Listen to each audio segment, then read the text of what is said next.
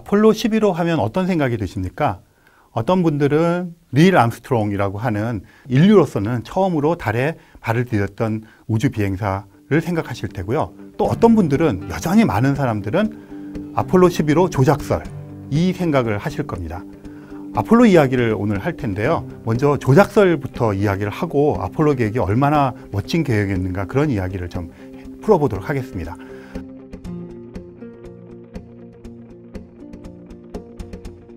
아폴로 11호가 실제로 달에 가지 않았다, 이렇게 주장하시는 분들이 있습니다.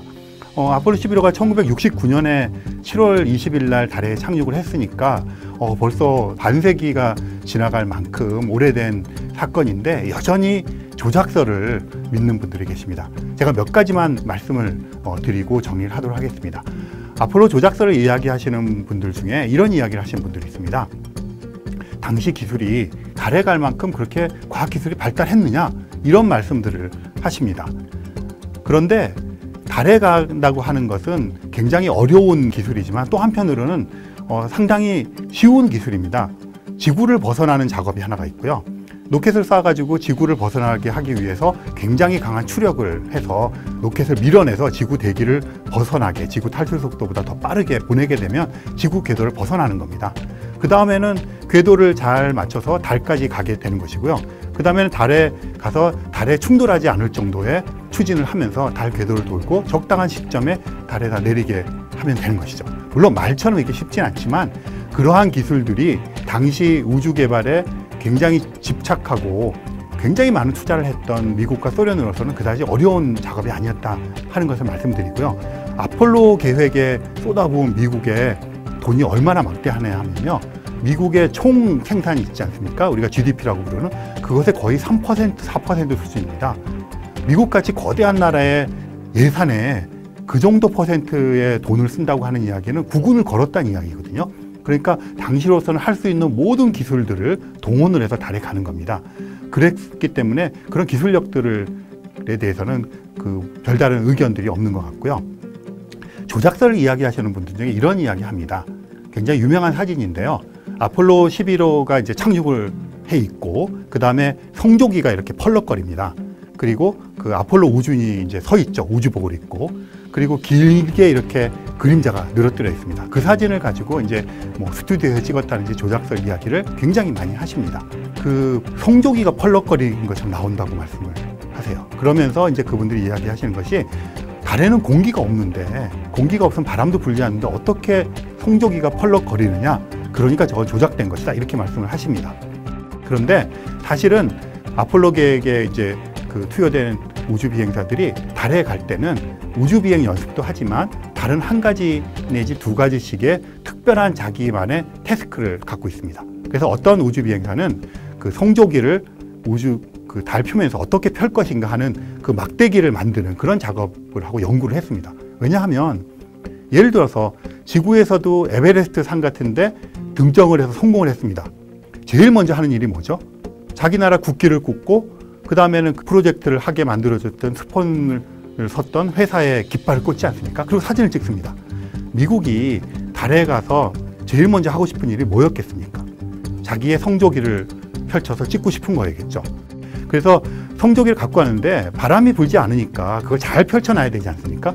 공기가 없기 때문에 말씀드리는데도 이렇게 펄럭일 수는 없는데 이걸 설계했던 것이랑 실제 만들 때 한 1mm인가 이게 좀 짧게 만들어졌대요. 그 막대기가.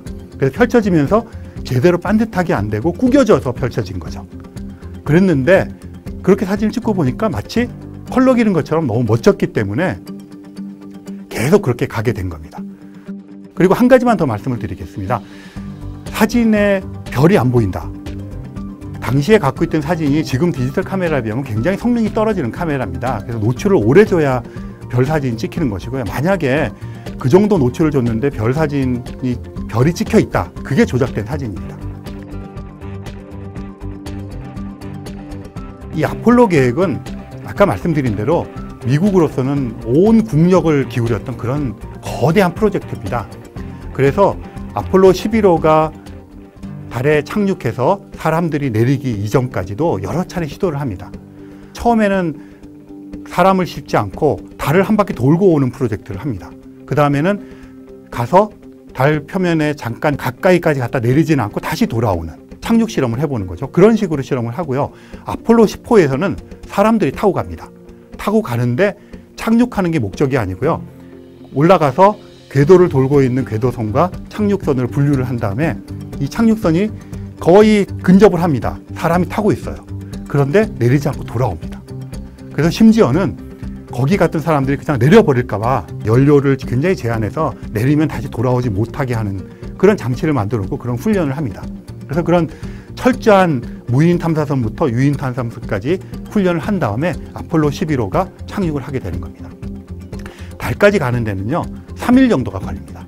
가는데 항상 달을 향해서 가다 보면 태양을 바라보게 되는데 한쪽 면만 바라보다 보니까 너무 뜨거워서 마치 통닭을 굽는 것처럼 로켓을 뺑뺑뺑뺑 돌리면서 3일 동안 날아가게 됩니다. 그리고 날아가서는 궤도선과 착륙선을 분류를 합니다. 그래서 궤도선이 돌고 있다가 착륙선이 내려서 착륙을 했다 다시 올라와서 만나서 돌아오는데요. 여러분들 아폴로 11호 하면 뭘 기억하십니까? 아까 제가 처음에 여쭤본 대로 조작설 많이 기억하실 테고 닐 암스트롱, 인류로서 처음으로 내린 사람 이렇게 기억을 하실 텐데 사실은 세 사람이 갔습니다. 두 사람이 착륙을 해서 땅을 디뎠고요. 한 사람은 궤도선에 있었습니다. 그 사람은 달까지 갔지만 결국은 땅에 발을 딛지 못한 사람이죠. 우리는 세 사람 중에 한 사람만을 기억을 합니다. 처음으로 내린 닐 암스트롱. 그런데 사실은 세 사람 중에서 가장 뛰어난 우주비행사는 누구였느냐 하면 내리지 못하고 궤도선을 돌고 있었던 마이클 콜린스라는 사람입니다. 이 사람이 말하자면 가장 베테랑이죠. 실력도 있고. 그런데 왜 이 사람을 달에 내리지 않게 했을까요? 제일 중요한 것은 살아서 돌아와야 되는 겁니다. 그래서 제일 베테랑이고 실력 있는 마이클 콜린스가 궤도를 돌고 있고 닐 암스트롱과 또 한 사람, 버즈 올드린이라고 하는 사람, 두 사람이 착륙을 하게 되고 닐 암스트롱이 먼저 발을 디디게 됩니다. 그런데 여러분들이 또 알고 있는 것 중에 잘못 알고 있는 게 하나 있는데요. 흔히 아폴로 11호 사진 보시면 발자국 있지 않습니까? 이렇게 우주인의 발자국이 있고 그게 닐 암스트롱이 처음으로 밟은 발자국을 생각하시는데 사실은 그렇지 않습니다. 그 발자국의 주인공은 버즈 올드린입니다. 그 버즈 올드린의 사진을 찍었던 것이죠. 그래서 우리는 1등 닐 암스트롱만을 생각하지만 사실 아폴로 계획은 굉장히 거대하고 많은 사람들이 참여하고 많은 사람이 기여했던 어쩌면 인류의 모든 지혜가 합쳐져 있는 그런 합작품이었다고도 말을 할 수 있겠습니다.